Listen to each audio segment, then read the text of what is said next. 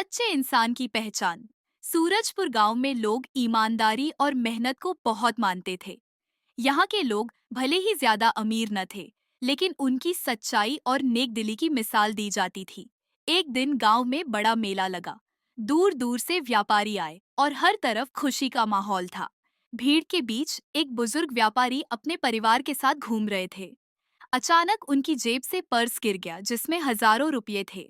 काफी देर बाद जब उन्होंने पर्स ढूंढना शुरू किया तो उनके माथे पर चिंता की लकीरें उभर आईं।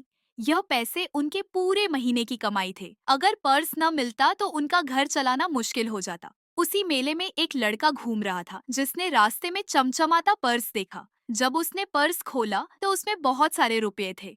उसने सोचा कि यह किसी जरूरतमंद का हो सकता है, इसीलिए उसने हर जगह जाकर पर्स के असली मालिक को ढूंढने की कोशिश की। कुछ देर बाद वह बुजुर्ग व्यापारी पसीने पसीने होते हुए पर्स ढूंढते दिखे। लड़का उनके पास गया और पूछा, बाबा, क्या आपका पर्स खो गया है?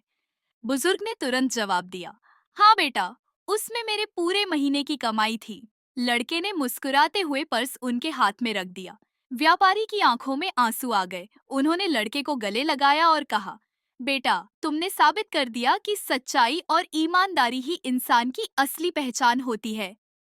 वह बुजुर्ग व्यापारी गांव के मुखिया के पास गए और पूरी कहानी सुनाई।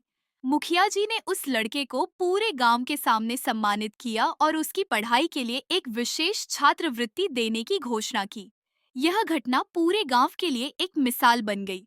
लोगों ने महसूस किया कि सच्चे इंसान की पहचान उसकी संपत्ति से नहीं बल्कि उसके नेक कर्मों से होती है।